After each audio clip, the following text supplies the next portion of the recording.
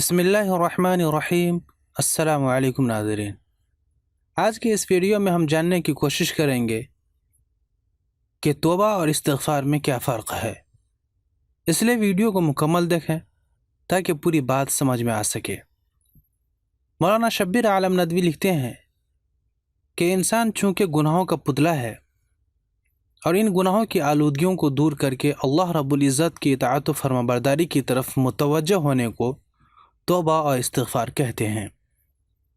غلطی اور لغزش شزد ہو جانے کے بعد بارگاہ الہی میں سر بسجود ہونا اور اپنے گناہوں کی معافی مانگنا اور آئندہ کے لیے ایسے فعل بد سے توبہ اور استغفار کرنا مومنوں کی ایک اعلیٰ صفت ہے۔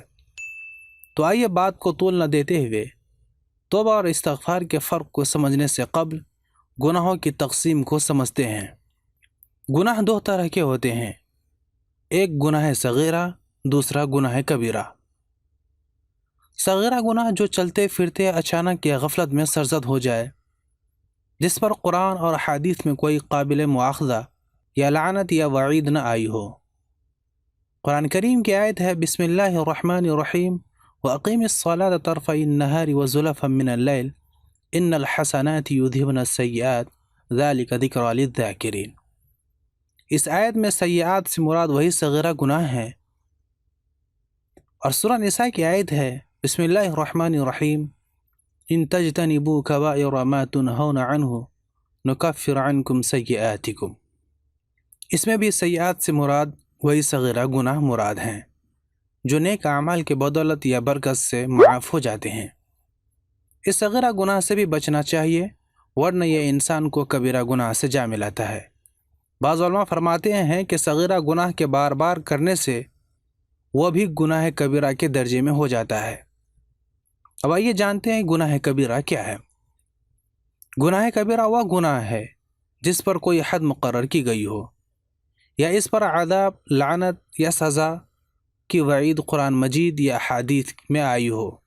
ان کبیرہ گناہوں میں سے چند یہ ہیں، مثلا شرک کرنا، جھوٹ بولنا، زنا کرنا، غیبت کرنا، تہمت لگانا، جھوٹی قسمیں کھانا، شراب پینا، قتل و غارت گری کرنا، چوری کرنا وغیرہ وغیرہ۔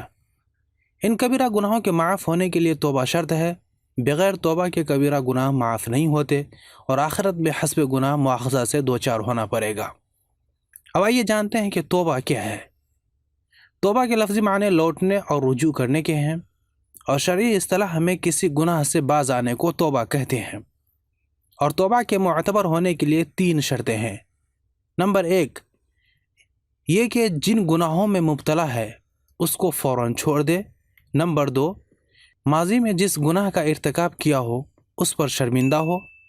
نمبر 3 آئندہ اسے چھوڑنے کا پختہ عزم کیا ہو۔ کوئی شرعی فریضہ چھوڑا ہوا ہو تو اسے ادا یا قضا کرنے میں لگ جائے۔ اگر حقوق العباد سے متعلق کوئی گناہ ہو تو پھر چوتھی شرط بھی ہے، وہ یہ کہ حقوق العباد کی تلافی۔ انہی توبہ کی طرف اشارہ کرتے ہوئے اللہ رب العزت نے فرمایا بسم اللہ الرحمن الرحیم یا ایہا الذین آمنوا توبوا الی اللہ توبۃ نصوحا۔ نصوحاً کے معنی ہے خالص اللہ کی رضا کے لیے جو توبہ کی جائے، اور وہ مکر و فریب یا ریا کے شائبہ سے خالی ہو، یعنی ایسی خالص توبہ جو ہر قسم کی ملاوٹ سے پاک ہو، جس کے بعد انسان اطاعت پر گامزن ہو جائے۔ یہی وجہ ہے کہ اللہ تعالیٰ توبہ کرنے والوں کو پسند فرماتا ہے۔ بسم اللہ الرحمن الرحیم ان اللہ یحب التوابین ویحب المتطہرین۔ توبہ کا سب سے بڑا فائدہ یہ ہوتا ہے کہ وہ گناہوں سے پاک ہو جاتا ہے۔ حضرت عبداللہ بن مسعود رضی اللہ تعالیٰ عنہ سے روایت ہے، وہ بیان کرتے ہیں کہ رسول اللہ صلی اللہ علیہ وسلم نے فرمایا التائب من الذنب کمن لا ذنب لہ، یعنی گناہ سے توبہ کرنے والا اس شخص کی طرح ہے جس نے گناہ کیا ہی نہیں۔ اللہ کی بے پایہ رحمت تو انسان کے ارد گرد منڈلاتی رہتی ہے کہ کب گنہگار بندہ شرمندہ ہو اور اللہ اس کی مغفرت کر دے، اور کب بندہ اپنا ہاتھ اٹھائے کہ اللہ اس کی جھولی بھر دے۔ غور کرنے کا مقام ہے کہ اللہ کی رحمت ہر لمحہ بندے کی طرف متوجہ رہتی ہے۔ کاش ہم بھی اس کی طرف متوجہ ہو جائیں۔ اللہ بار بار معاف کرنے سے نہیں تھکتا بلکہ مانگنے والا تھک جاتا ہے۔ اگر انسان کے گناہ سمندر کے جھاگ کے برابر بھی ہو تو ندامت کا ایک آنسو ہی اس کو مٹا دیتا ہے۔ دل کی حالت سے وہ عرش عظیم کا مالک بخوبی واقف ہوتا ہے، وہ کیفیت قلب پر فیصلے فرما دیتا ہے۔ اس موقع پر مسلم شریف کی ایک خالص توبہ کا واقعہ بیان کرنا مناسب ہوگا کہ حضرت عمران بن حسین رضی اللہ تعالی عنہ بیان کرتے ہیں کہ قبیلہ جوہینہ کے ایک عورت نبی کریم صلی اللہ علیہ وسلم کی خدمت میں حاضر ہوئی جو زنا کی وجہ سے حاملہ تھی۔ اس عورت نے کہا، اے اللہ کے رسول صلی اللہ علیہ وسلم، میں نے اللہ کے حد کو پامال کیا ہے، لہذا مجھ پر آپ وہ حد قائم کریں۔ تو نبی کریم صلی اللہ علیہ وسلم نے اس کے سرپرست کو بلایا اور اسے حکم دیا کہ اس کے ساتھ اچھا سلوک کرو، اور جب یہ بچہ جنم دے تو اسے میرے پاس لے آنا۔ چنانچہ اس شخص نے ایسا ہی کیا۔ پھر آپ صلی اللہ علیہ وسلم نے حکم دیا کہ اس کے کپڑے اس پر کس دیے جائیں اور اسے رجم کر دیا جائے۔ جب اسے رجم کی سزا دی گئی تو آپ صلی اللہ علیہ وسلم نے اس کی نماز جنازہ پڑھائی۔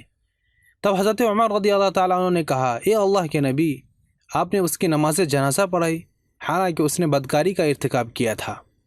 تو آپ صلی اللہ علیہ وسلم نے جواب دیا، اس خاتون نے ایسی توبہ کی ہے کہ اگر اسے اہل مدینہ کے 70 افراد میں تقسیم کیا جائے تو سب کے لیے کافی ہو جائے۔ اس سے اچھی توبہ کیا ہو سکتی ہے کہ اس نے اپنی جان ہی اللہ تعالیٰ کی رضا کے لیے قربان کر دی۔ معزز ناظرین گرامی، ایسی توبہ کے اور بھی بہت سے واقعات ہیں، اور قرآن بھی وعلی الثلاثة الذین خلفوا کی تفسیر میں 3 آدمیوں میں کعب بن مالک رضی اللہ تعالیٰ عنہ کی توبہ کا واقعہ تو قابل ذکر ہے، اور مسلم کی ایک روایت میں معاذ بن مالک کا واقعہ بھی خوب ہے۔ بہرحال توبہ انسان کے گناہوں کو مٹا کر ایک الگ انوکھی زندگی عنایت کرتا ہے۔ اب آئیے ہم توبہ کے ساتھ ساتھ ایک لفظ استغفار ہے، اس کو بھی جاننے اور سمجھنے کی کوشش کرتے ہیں۔ یعنی جب انسان سے اللہ تعالیٰ کی نافرمانی ہو جائے اور انسان اس پر نادم ہو گیا کہ میں نے اپنے خالق و مالک کی نافرمانی کی ہے، اور پھر اللہ تعالیٰ سے اپنے گناہوں کی معافی مانگنے کے لگے، تو اس کو اصطلاح شرع میں استغفار کہتے ہیں۔ استغفار ایک عام اور وسیع لفظ ہے۔ ہر طرح کی خطائیں، لغزشیں، معاصیات، جانے اور انجانے، چھپے اور کھلے، اندھیرے اجالے، سبھی کی مغفرت چاہی جاتی ہے۔ اللہ کے رسول صلی اللہ علیہ وسلم جو معصوم عن الخطا تھے، خود دن میں 70 یا 100 مرتبہ استغفار کرتے تھے۔ بہرحال جہاں کثرت استغفار سے گناہوں کی معافی ہوتی ہے، وہاں اسی استغفار سے دنیا کے مسائل بھی حل ہوتے ہیں۔ چنانچہ حضرت حسن بصری رحمہ اللہ سے کسی نے قحط سالی کی شکایت کی تو حسن بصری نے فرمایا استغفار کرو۔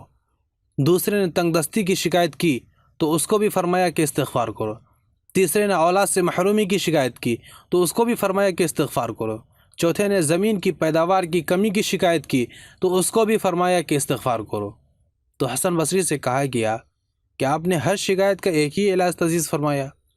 تو انہوں نے قرآن کریم کی یہ آیت تلاوت فرمائی اور فرمایا کہ ہمارا رب یہی علاج تجویز فرمایا ہے۔ بسم اللہ الرحمن الرحیم، استغفروا ربکم انه كان غفارا يرسل السماء عليكم مدرارا ويمددكم باموال وبنين ويجعل لكم جنات ويجعل لكم انهارا۔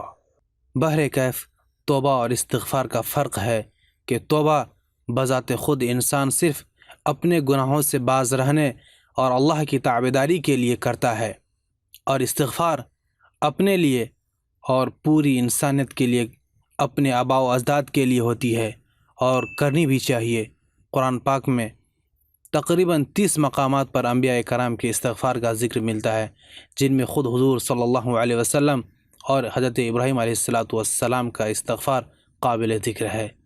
اللہ تعالیٰ سے دعا کیجیے کہ ہمیں اور آپ سب کو خالص توبہ کرنے کی توفیق نصیب فرمائے، اور کثرت سے ہمیشہ اٹھتے بیٹھتے، کھاتے پیتے، سوتے استغفار کرنے کی توفیق بھی عطا فرمائے۔ آج کے لیے اتنا ہی، ملتے ہیں پھر کسی نئی ویڈیو کے ساتھ، تب تک کے لیے اپنا بہت سارا خیال رکھیے گا۔ فی امان اللہ۔